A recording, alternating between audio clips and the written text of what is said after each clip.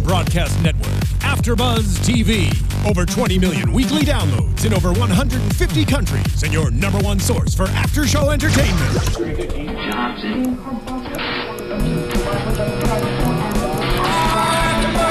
AFTERBUZZ TV, the destination for TV superfans. Producing aftershows for over 300 of your favorite TV shows, interviewing celebrities and showrunners, and bringing you behind-the-scenes exclusives. All thanks to E! Entertainment's Maria Menounos, producer Kevin Undergaro, and internet leader Akamai.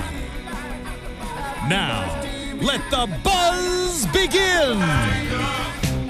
Hey, hey. I love this song. What's up, everybody? This is the one and only Hell's Kitchen After Show, Season 13, Episode 4. As always, I'm your host, Lem Gonsalvez. Here, I can't cook, but I love Hell's Kitchen, and that's how I roll. But guess what? We got some hosts tonight, and I'm so excited because, you know, I was rolling solo and I was doing my thing, but, you know, I'm so glad that I got some people with me. So I want y'all to say hi to my boy, Jeff Thurm. What's going on, guys? Happy to be here. Yeah, and we got my girl, Mary Lou Mendel. Hi. I'm so excited you guys are here, like you don't know, and I'm excited. Are you excited for the show? So excited. Like the show is dope, right? Yes. Yeah, it's heating up. It's amazing. It's amazing. So what we're gonna do, and this is amazing because we have a call-in guest. She's a favorite on the show. I think she's one of my personal favorites. Her name is Roe Dileo. Roe, you there? I'm here. Hi, everybody. Roe, what's up? This is Lem, and you have Jeff and Mary Lou. Say hi to him, please. Hey, Ro. Hi, Hello, Ro. guys. How's it going? How's it going? Doing real good. Glad to have you. glad to be here. Glad to be here. Glad to talk about all the Yes. excitement that's been going on. Yes. So, Ro, I will say that I think you're a great presence in the kitchen. So far, so good. And I think this episode, you kind of really shined. And I saw that we haven't really got into it really good because you're on the phone now, so we're going to get into it with you if you don't mind. But I noticed that Chef Ramsay said that you had great direction on this particular episode on the red team. Now, did you do that purposely? Yes, you know what I mean? Number one, brunch is one of my favorite meals to cook. Okay, And it's something I have a lot of experience in. Excellent. So that was just something that just came natural to me. I mean, I've always been kind of a natural ear in the kitchen, and it's just kind of one of those things I could step up and do it for my team. Nice. Now, at this point in time, you know, everything is, you know, crazy in Hell's Kitchen, of course. And I always like to ask, every time we have somebody on the show, is Chef Ramsay really that mean? Like, is he really that? I know he cusses at everybody. Is he really that mean, like in real life? Like, keep it real. You know, it's funny. Everyone uses the word mean. I kind of think of it more like taskmaster, like more like he's on point. Like he doesn't, there's no gray area. There's a black and there's a white. And I think, you know, so mean, like that mean to me is like someone that's just like a jerk. He's definitely not a jerk. He's not a jerk. He just has super high standards. And just, you know, you either meet them or you don't. And there's no, oh, coddling or, hey, go try that again or, hey, come on, guys. No, it is do it right or don't do it at all. Right. I see that. So, Ro, once the cameras turn off, is he the exact same person, or do we see a little different side of him?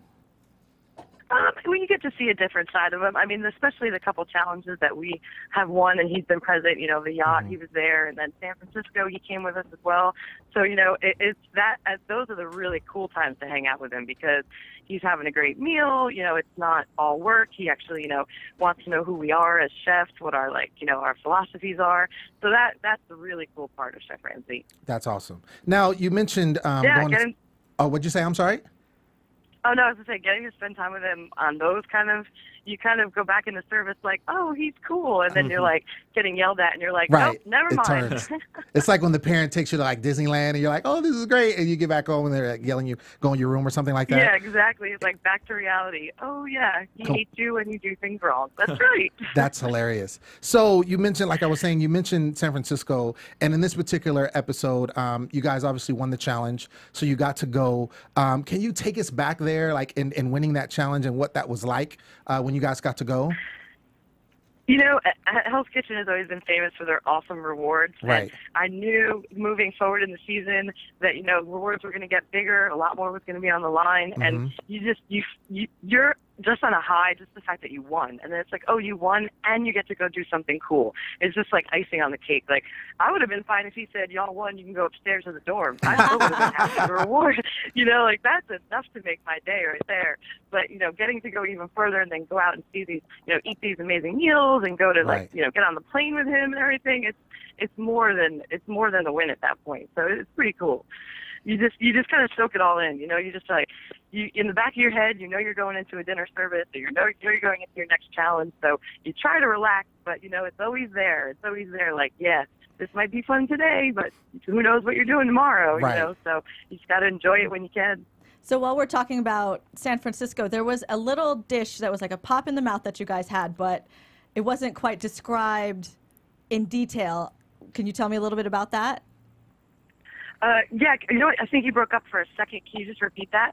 When you guys were in San Francisco, there was a dish that you had that was just a pop in the mouth, is what the chef had said. Could you describe what that was?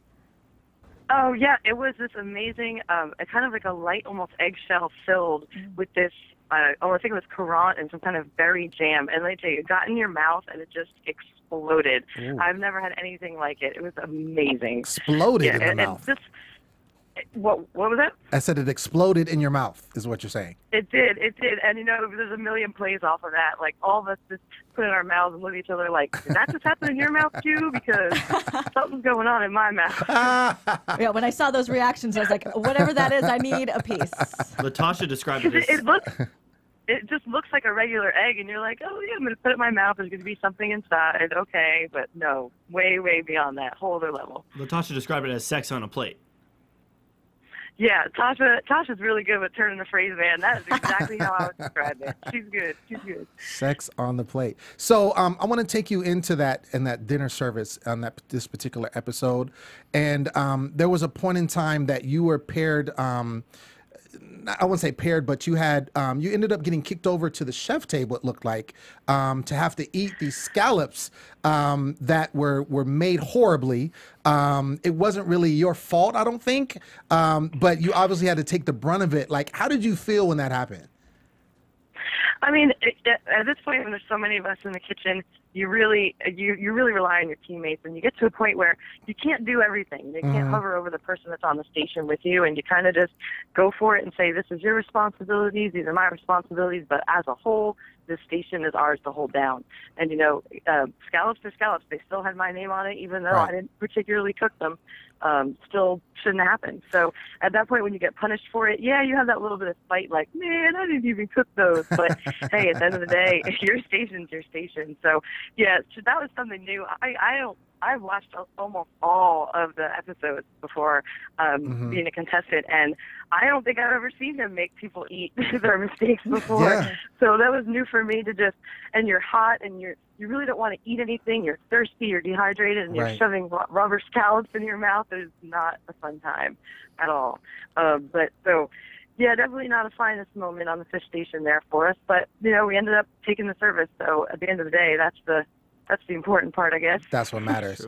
Now, do you think that, because I feel like, you know, in that particular instance, it was Kaylin is the one that you are working with, and it looked like she might have sabotaged you a little bit. I don't know. I'm not going to put words in her mouth, but that's what it looked like on television. Editing, you know, happens, whatever. Do you think that, you know, if you can reflect back when you were there, I know you guys, you know, taped this some months ago, do you think that there was any type of sabotage going on, or do you think everybody was really legitimately just trying to cook food and do their best? You know, that's one of the things that's surprising me, seeing like some of the stuff that's going on the blue side, is that they actually were like scheming to fail. Right. And I can honestly say that Red Team, I think we all did 100% all the time.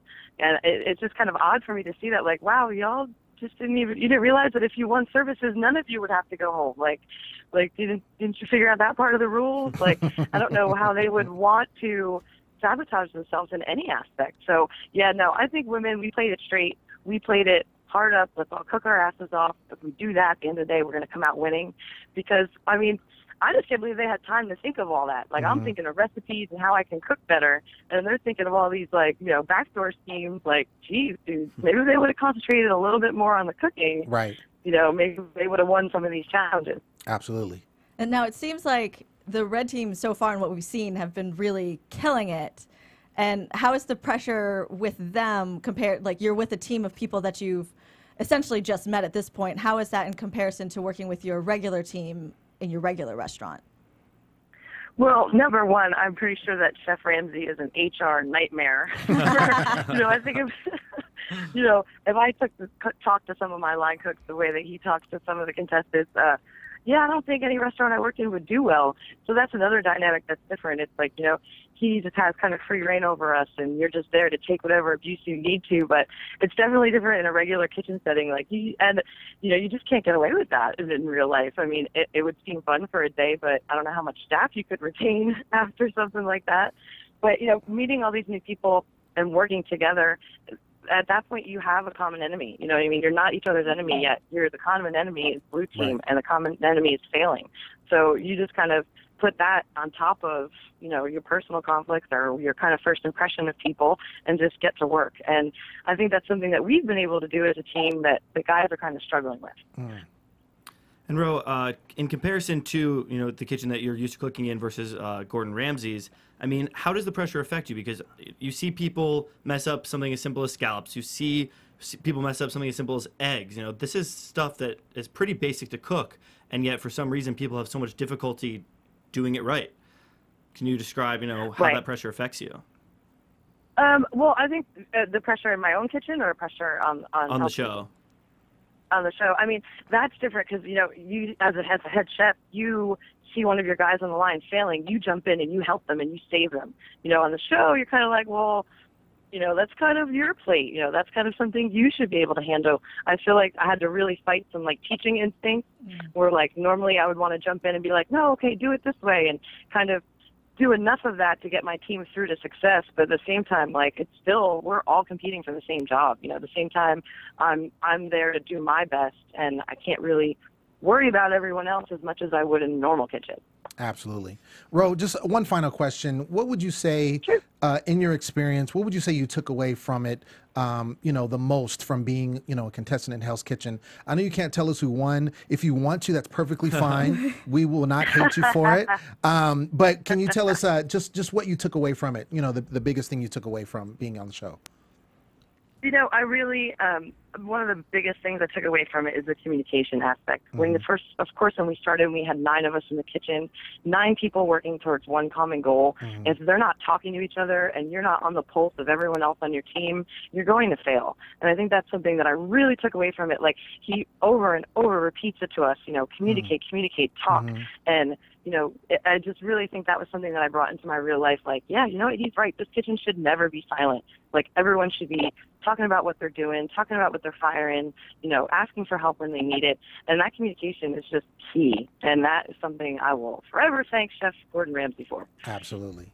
Well, Ro, we definitely want to thank you for being on the show and answering our questions. Like I said, we're just super fans of the show. We're really excited about it. And do you have any where you're at? If you want to plug a restaurant that you work at, you can definitely do that. Yeah. Actually, just about to open a new spot with some awesome people here in Dallas. It's going to be called Henry's Majestic. Henry's Majestic. It opens October 21st. So we're doing a lot of food tasting and, that whole exciting time right before you open, getting staffed up, teaching recipes. So it's pretty exciting. I can't wait for the opening. I'm ready to just get the kitchen rolling. So it'll be October 21st, and it's Henry's Majestic. Awesome. And where can they find you, on social media? You have a Twitter handle? Is there a website? Yeah, Twitter handle is Chef Roe 13. And then my chef page on Facebook is Chef Roe Dileo. Awesome.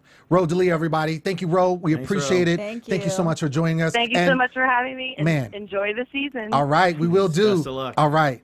That was awesome. That was So Ro. awesome. Right, Ro. She's good. She's good. So she obviously, we kind of went through, kind of the episode a little bit, but I want to kind of go back to the beginning of how it kind of opened. So they did one of those, which I really can't stand, to be continued type things when they stop it and they say, so you have to watch, and you got to wait a week.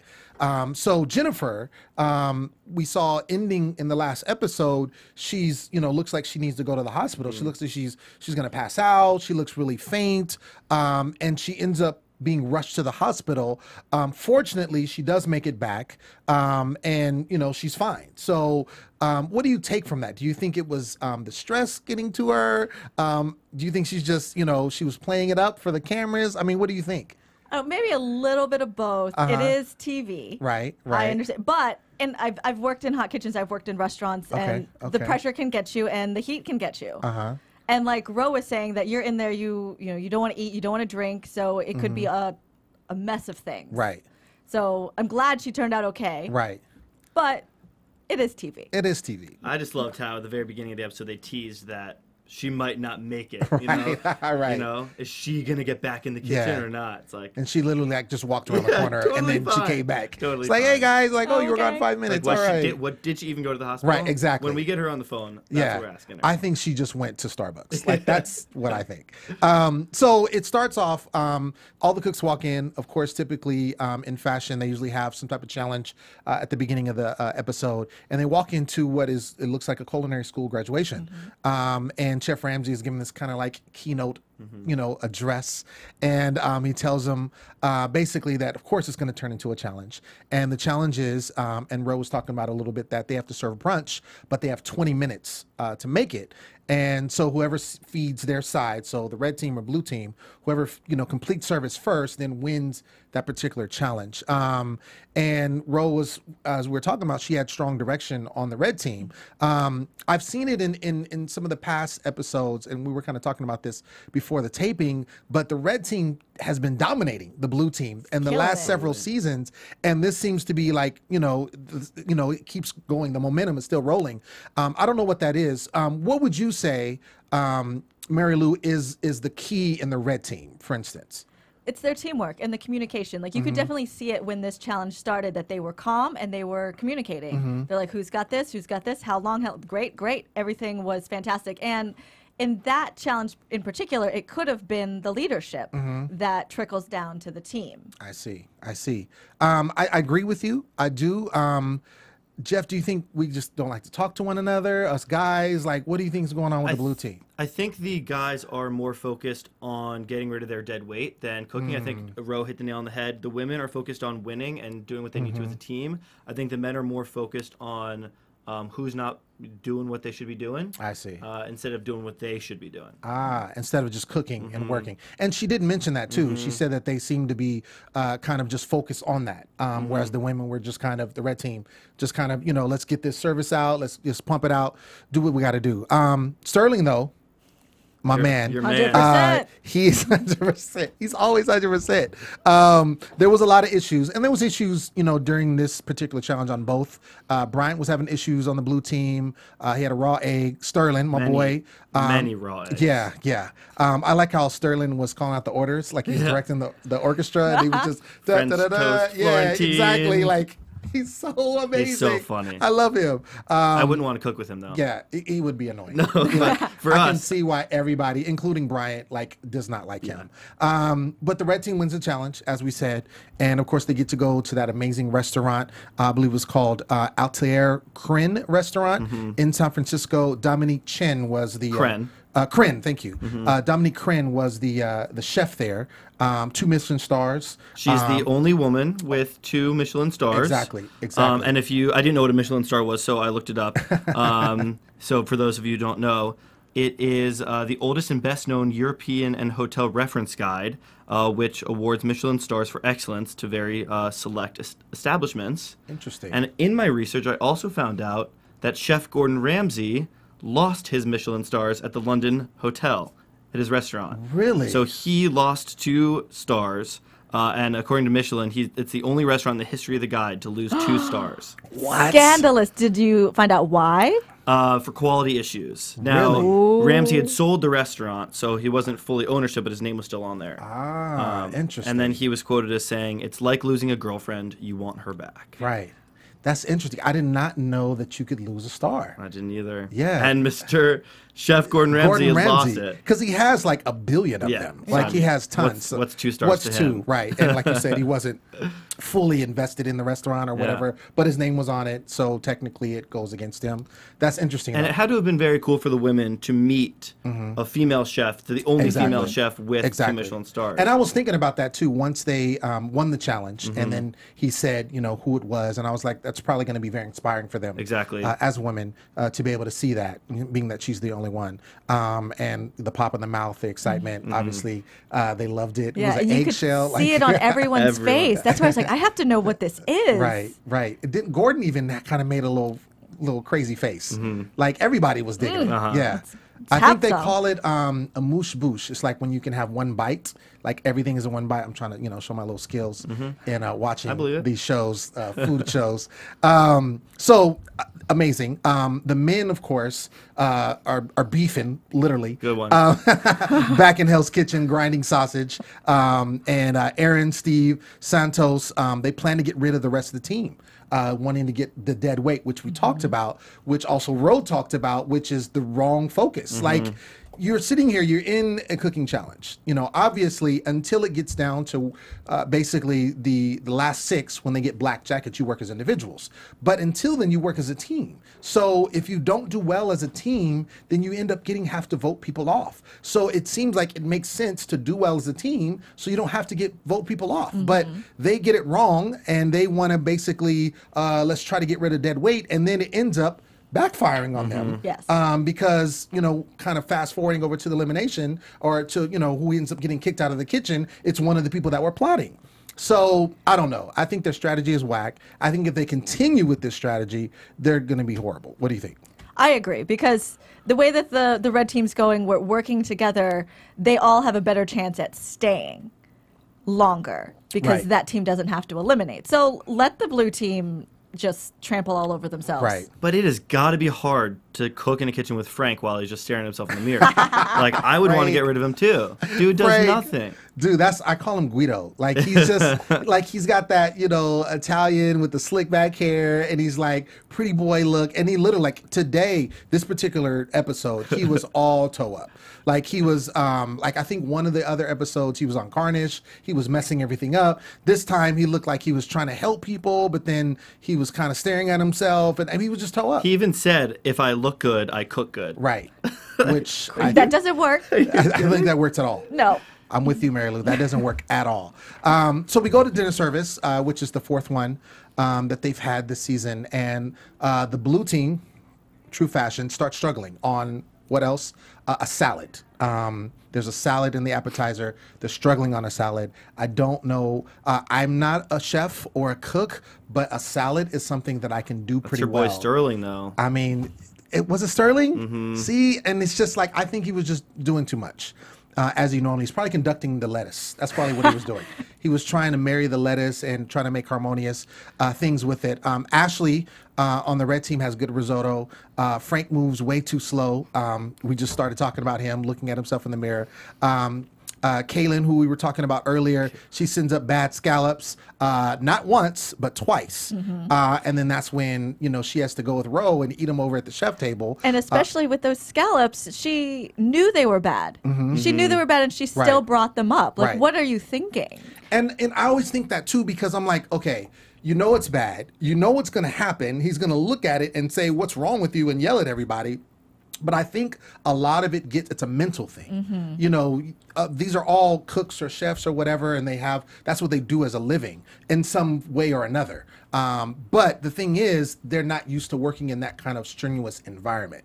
And I think what happens, it just gets to them. So they're working this food, and they're like, I don't care, just throw it up. You know what I'm saying? Right. As opposed to just trying to get it right. I think it's just a mental, and I think the people that end up advancing and doing well are mentally strong. Right. I don't think they're necessarily the best chefs or cooks or whatever, but I think mentally they're strong that can handle that. Do you agree? Absolutely, because that quality control when you're in a restaurant is so important, especially when it has to get passed over by Gordon Ramsay. Right. You know, and if you're not strong enough to realize, like, I mean, I saw her walking up there and literally saying, I shouldn't do this, but I'm going to, and that's, I think, a weak link. Right. But she thought they were still undercooked, and then they were overcooked. So girl just has no clue what she's doing. She doesn't know what's all happening. bad. No clue. Oh, She honey. was all bad. I mean, More on her in our predictions at the end of right. the show. Well, yeah, we'll get into that in a second. So keep it moving with the dinner service. JR sends up raw pork first. Then he recovers. We have.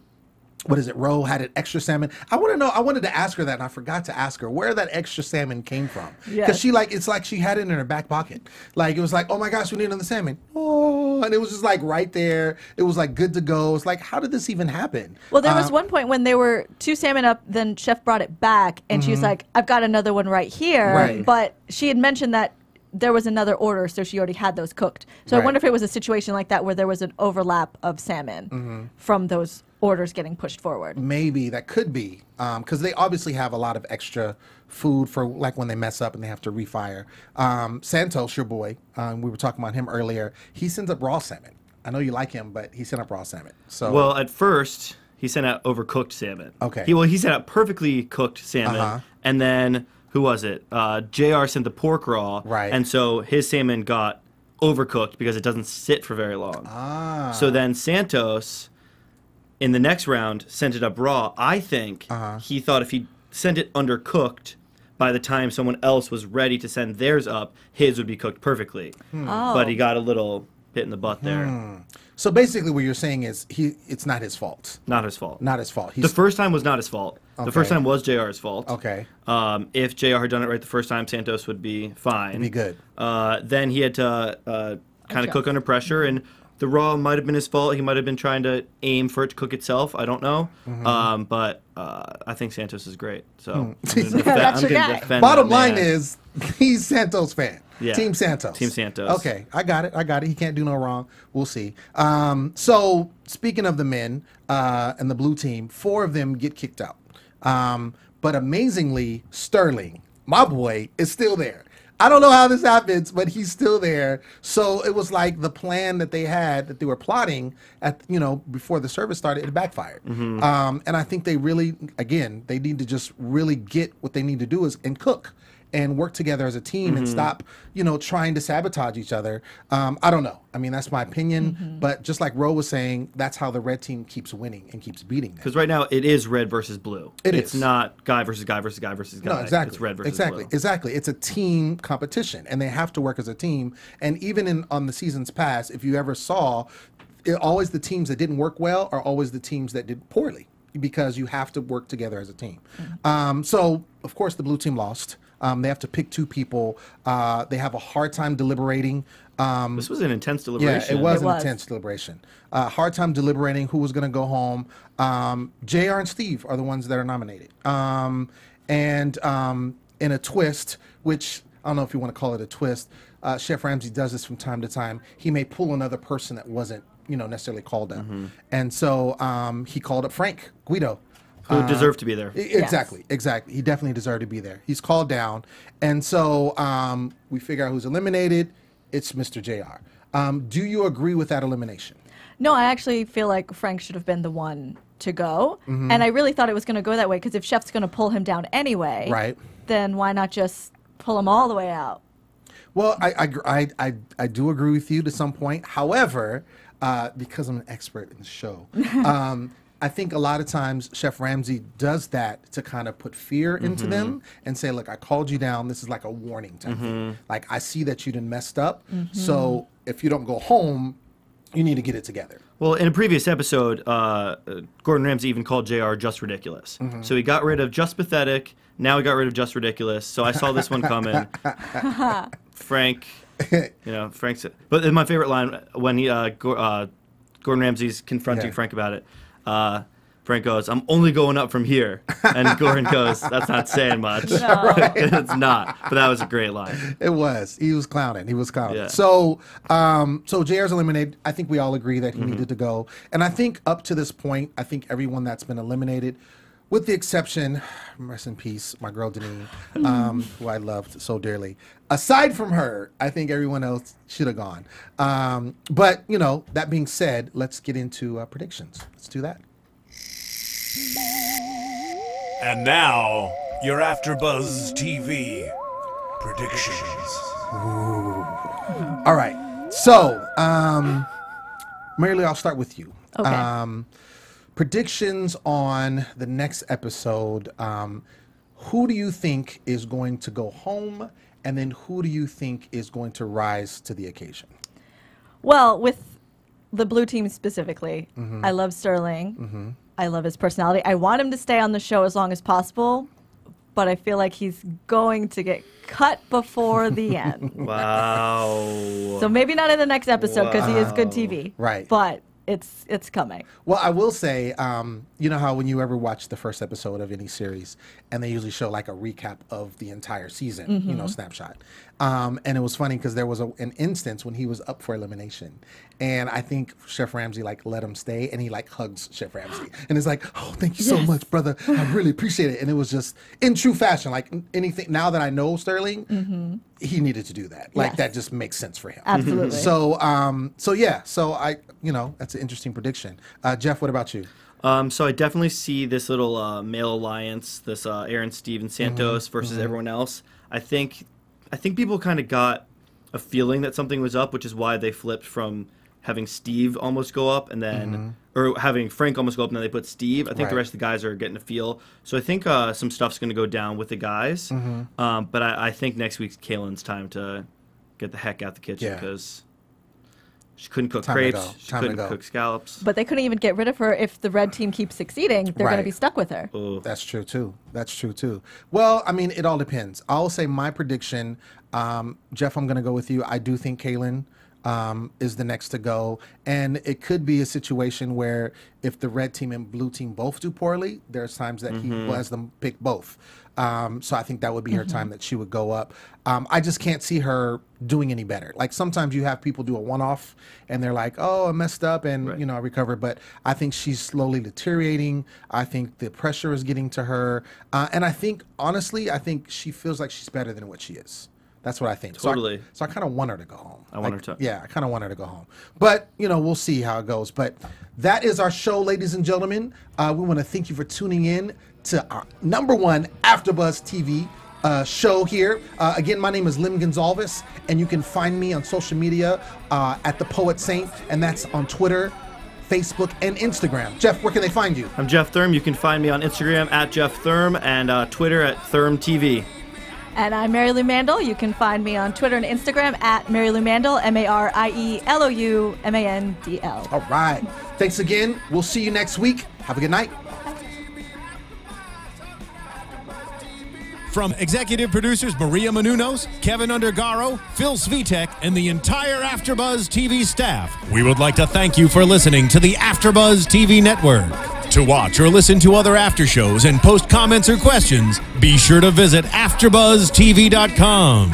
I'm Sir Richard Wentworth, and this has been a presentation of AFTERBUZZ TV. Buzz you later. The views expressed herein are those of the hosts only and do not necessarily reflect the views of AfterBuzz TV or its owners or principals.